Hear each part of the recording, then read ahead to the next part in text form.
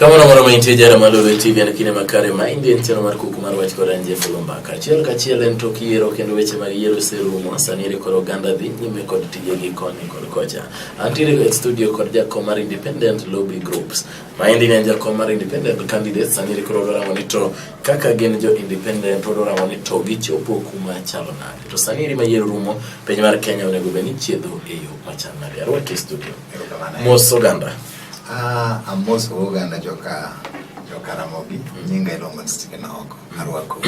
Kama na Steve kaka jakom independent lobby yiero ne uruma. Ineno kapo kwa dhi weche mag independent kaka ne odhi yiero ne odhi na.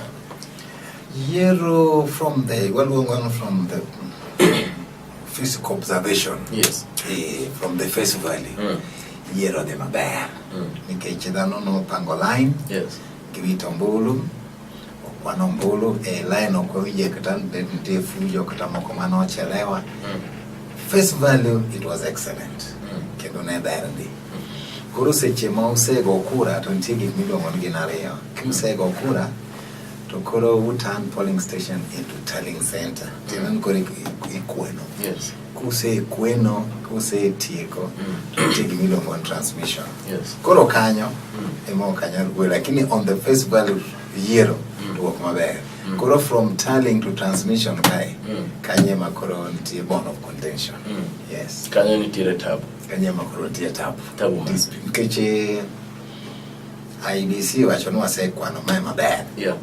Jonasa benen gi tallying center gikonu wanwa kwano mama toto. Yeah. Giwacho gigi wayude server maru.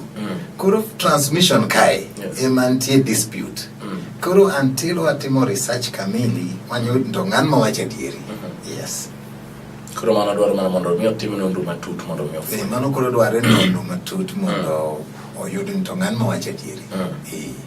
Erokana Steve kaka jakom independent lobby kawarango gwenge mag Luo Nyanza nikech maindi MTV mar joluo ne nyisa ka indi ni kod geno duto ne ubro bedo kod governors mokti ne ariyo mo odhi gi independent jor bura kaachiel kod NCS wachno ero lekno boyo chopo kare. Gima timore ne wan gi geno ne waparo ni Kisumu kod Siaya to kata Homa Bay ne waparo ni wanyalo yudo ariyo kich Migori mane oneno ka ok wanyal yudo.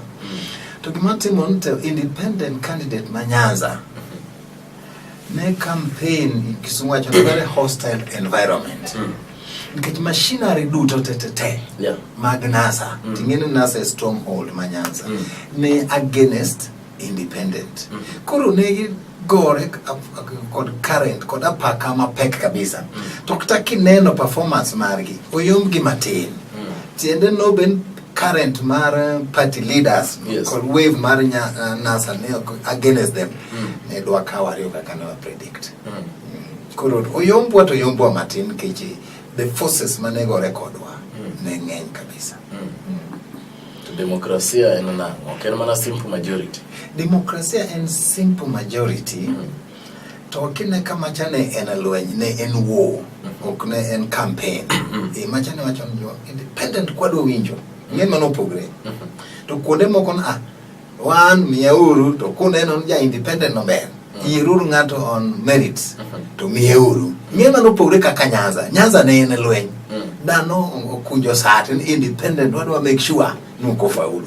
Koro Nyanza it was a political war. Ok ne en campaign as usual. Then propaganda, then hate and so on. Koro mano no affect one. Erokana nyate paro na de nikech paro ne koro future mar jok mane chungi kaka jok mane chungi ne giwegi chalo nade nikech bene tiro gana mano nyiso gi ni oyo rituru mondo ka ng'ani otiko to bi uchaku ka ng'ani otiko tamare to bi uchaku chung. Paro ni koro hostility dhi medore ni coach koro ne gichunga ka independent koso ne giweyo jok mane incumbent otiko kae to gichung. Ere man ne nyalo bedo. No, the way forward en bang'e ka that's to settle down what we do independent. To the possibility mar higa mabiro mar 2012 wanyalo bedo nikech kawach kaka Uasin-Gishu. Yes. Waparo now the most powerful majiongeyo governor sani mane orem en Buzeki. Kuro kochako preparation to next time kabiro to onyalo bedo kod upper hand irrespective of the party. Onyalo amongo the party or independent. aya kata Siaya bende Yes. kata Ojamon kechingeni state governors koset ringo ndalo ariyo to konyal ringo kendo. Koro jomancho se compete gi kaka Otuoma, Ngumbo, kata Raguma, kata kon upper hand. Koro gimabro timre ni wadwa luongre as independent bang'e. To wabro amwanto koro independent wani. Waloke party kose wa strengthen independent candidates. Koro mano bro ko members. Mane mpango mango. Lakini wadwa chako keto strategy sani. Nikech osepanwa yo koro wadwa mana medo yare mondo kochopo kanyo to independent kan hapa. Nikech MC mwayudo amsil konta yo office wasani watimotali. To ayudo MCA mang'eny. Kabisa chako. MCA so the mang'eny kabisa independent. Koro total te by the end of this week wabrome. Lakini kwende 10 timu onge kama kwa yude we are not yet found. Kanti kwende mo kwa yude to 10 kabisa.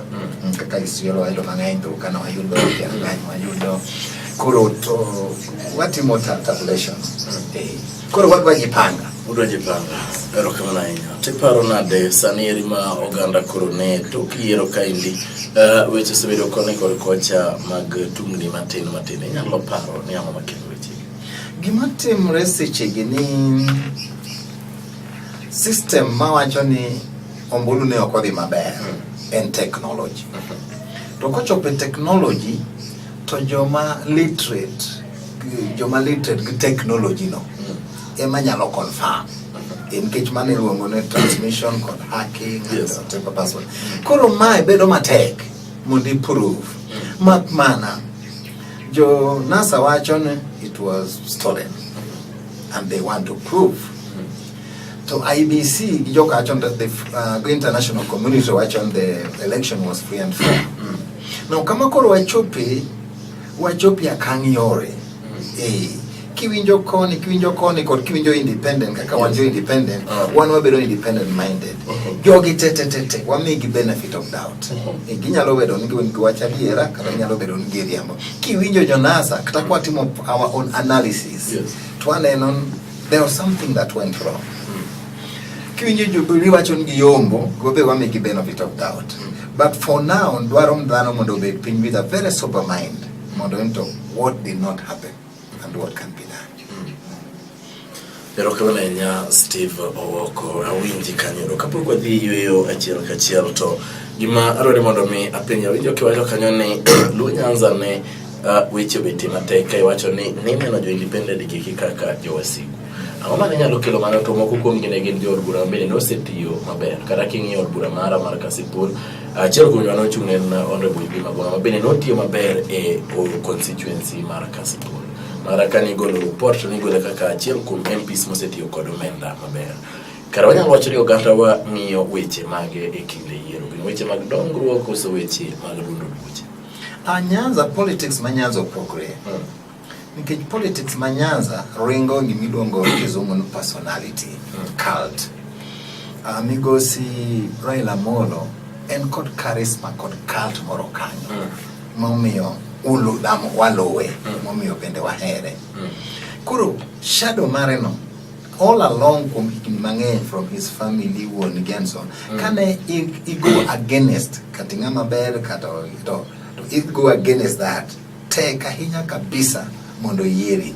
Koro gimatim na kisebalo kode kata kisebalo a party ma NTA to en tich matek kabisa mondo yombi. Koro mane matim record Nyanza nikech en koda personality cult. Mwanyo mon cultic sort of. Koro no pogre kod jotelo. Koro mane momiyo nyaka either en kata onyalo go nikech en a king maker. Iwinjo ga kowacho ni gin farase, gin horses. Ma kidwa timo gimoro amora ta kidwa you must ride on him. Kidwa bedo ng'ama ng'ongo, you ride on him. Kata jo Kenya ng'eny gi jo Kenya mang'eny mako kata Nyanza kende. Yes. Raila momako bomeko gi somebody. Kata people like people like Kingi. Not Kingi, kata Ruto ni. Kata Uhuru magi jo manoserumo. Referendum ka gengi team up Raila makendo gidogo new lease of life. Koro mane gima what he is. Koro seche ma jogi no be against him kod party margi. It's very very difficult. But that way with time it will go on lakini okoyot. Okay, you might not. Okay, you might like with the time. Generation minyuologi will not know it. So with time it will just go away. Eroka wana nyao Steve. Obruka uyo matena kaitwa dugo thuolo mar ariyo kod kuku mar wach.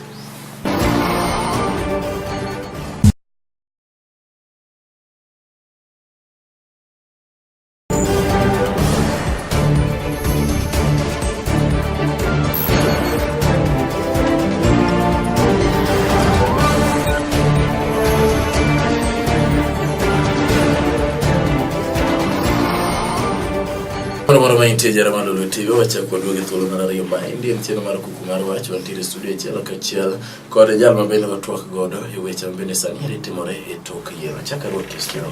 Steve, maneno ka weche mag tungni ne odwa betie to maloyo kunde jot mong'owre Nairobi kaendi mabende oganda osebedo kod tungni matin koni kod kocha na chalo kaka Kibra, Mathare, Dandora gini Kisumu bende maneno weche machalo kamago. Iparo ni magi ang'o ma kelo to gin gik manyalo maneno ka nitiere jo utela mabende koga na oganda obed mos weche mag yiero koro wawe tenge. Imano nyalore to gima timore ni ani magi ne support base mag NASA. To gin kuonde ma Joluo, Waluya, Wakamba majority odak. To magi e support base maduong' kabisa osebedo campaign na NASA kendo ing'e gima notimo kana wuoyo kamokwongo. Team giteno miji impression gidi yombo. Kech NASA ne wacho 10 million plus. Yes. Jubilee na wacho 70 plus. To nakwelo no ng'amba 10 million. Koro jogi no se ni mwana ngon hope. Ne hope mwadhi yombo. Koro seche ma yudo ka result opogre kaka ne giparocha. And then joma ne gi support bacho ni okwoyie kod result. Then these people are likely nyaka gi react. To know the ne jomoyo macho na wayie kata okwayie go lakini obet kamano ne dagi timo fujo to kine ka the supporters joma gi support wachon oanwa kwa yie koro jogi oikrendo gidwa to ibro wacho ni yango nikech hope margi ne en kana so yombo to ngima gi bro bedo maber ya koro gibedo gimiluongo the illusionment koro mae mochando ya and then what is happening serikali be koro chopo timo gimiluongo no operation. Okay, some history mar revolution wachonia kio press kata kikandamiza jomodhier ipwa gibedo revolutionaries they have nothing to lose, they have already lost in life. To kio press the wise they become fools. Kuro seche ma serikal dhi kuro force nodwa oppress gi mano miyo gi na juogi mar gi cha kanyalo wacho medre. Koro these people can do anything. There's nothing that onge gima gimako seche ma wadgi otho no ng'ato tho, they have nothing to lose, they've already lost. Koro mane mabe serikal ka kotang to it will going to lead to a very ugly scene. Na ingima nyaka rangi mapio lakini in we can read in case you have so much to lose. Yes, but then they have nothing to lose. Kuro seche mi oppress they become revolutionists. To manage mat revolution chakwa mnanjo modhiero chaka kichoma middle class or the rich. Chako gi joma ne piny all over the world. Tiparo nade sani eri koro jatend piny owacho kaka sign of national unity onego ka okang' mane mondo mi oganda duto ofil ni oyo wane Kenya we duto wan gi president achiel kendo mae kaka koro nyaka wabudhi. Bedo gima tek kabisa seche gi nikech the last 5 years the president Mwangoni no onyiso open bias, no nyiso kaka jomoko no keto kando, no nyiso discrimination in job creation, no in all uketi ministry uketi PS uketi ambassador no nyiso openly. Koro higini ang'wen gi mag action mare okweche mowacho ing'en gima duwacho msungu wacho ni action speaks louder than words. Koro timbegi no nyiso kabisa kaka ne gitenga ngo the society. Kata king'io development kata nderni kata king'io kuonde miyore pesa ni oro kata kotere tika 1 billion ni jomira to mire ni adha kani broketie mbora iketango jo coffee over time you en yango credit jo charge koro these people no say we gineno ojuang e paromo it recta paromo juang koro sechigi it needs a lot of work. Tokutaka campaign tie kuna mane okodhie kuna moko no dhi tek dhi ng'wenderio si ayane okodhie chakro bed president kata campaign ne kodhi kwa gikura to chieng' mano dhi Kisumo nikech program mano dhiao. Koro jogi no sewito. Koro mondo chak unite these people, it can only mean oluong Jonasa gi bet piny. Okonto now how joge manyalo konye. Lakini on his en owuon to okonyal. Kata gi deputy nkech no senyiso open bias. En okonyal.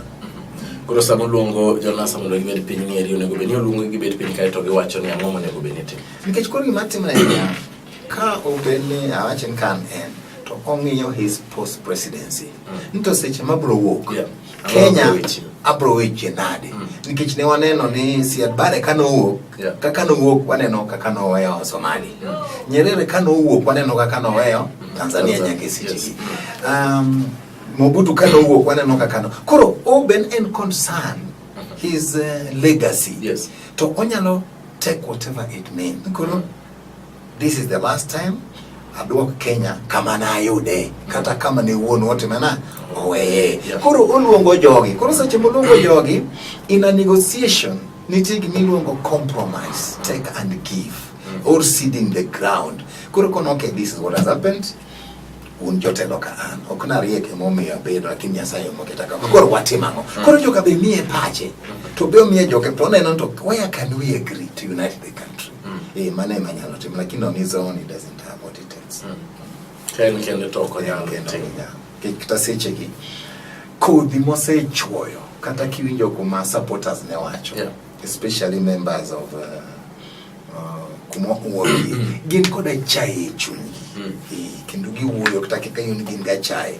Koro kodhi no ema no pidho ok owuok sani, en kodhi mano pidh sani koro eka wapone to kendo medo pidhe. Koro en owuon okonyal odwar jomoko mondo opudh yath no nikech dhano koso yudo mamoko. Erokamano Steve, nyisane sani reka koro wadhi nyime paro ni sani ker koro donje tamare mar ariyo. Bende kaloro kod pen chike maindi tamne mogik ma koro konyal chako kombulu kendo kaka ker. Iparo ni sani onyalo loko kaka notiyo higni 5 mokalo mondo mi oker kod weche mag mibadhi kaka dwarore, oker kod weche mag tribalism mondo mi one ni oketo sirikal maber kaka dwaro. Mano ok nyalre. Number one, the first 100 days emanga kitoka go foundation. Mano ne okwaneno, we didn't know where the country was heading. Kata last time opinion poll ne wacho 70% majo Kenya ne kinyaleno Kenya chomo kanye. Yes. We were direct lakini pod wayiere. Koro gima timre enia, he did first term ne manjo tie kod nyocho timo his best. Nke nyocho temo mondo tima mondo yiere. Koro seche modong ni he has nothing to defend.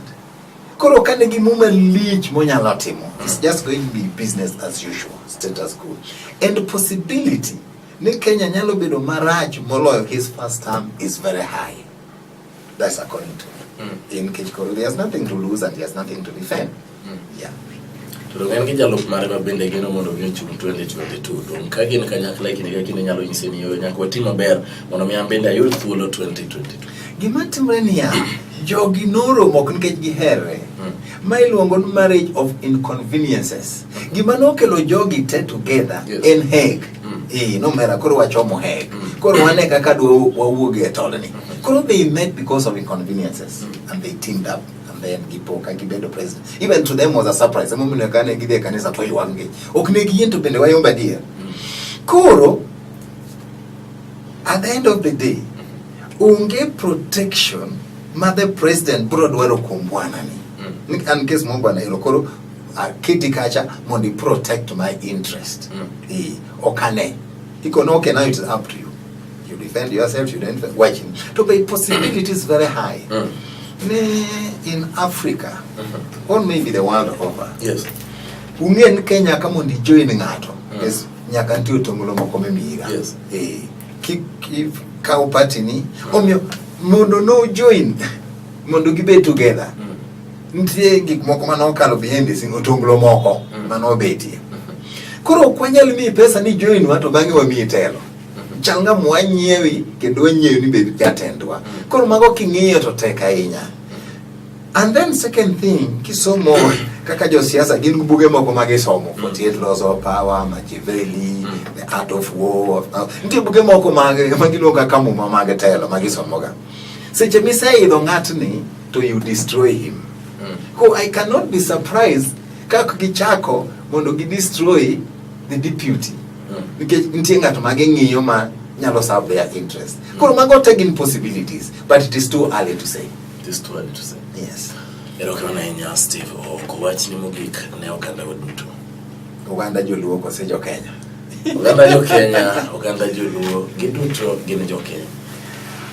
Number one, Migosi Prime Minister, the former Prime Minister nyowacho nitie wach Manase bro wacho.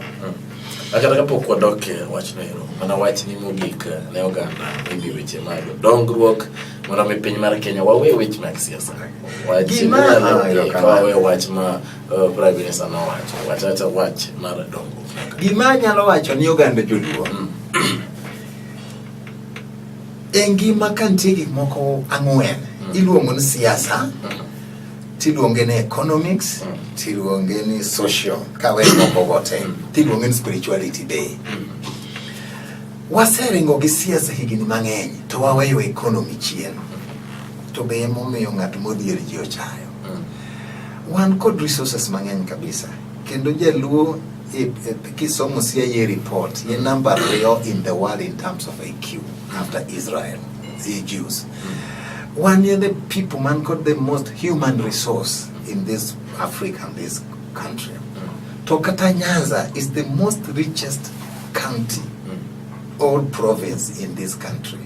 Kor wachak develop economical activities. Mabro miwa be nano kabro neno wa to bro luoro wanwa be wanji.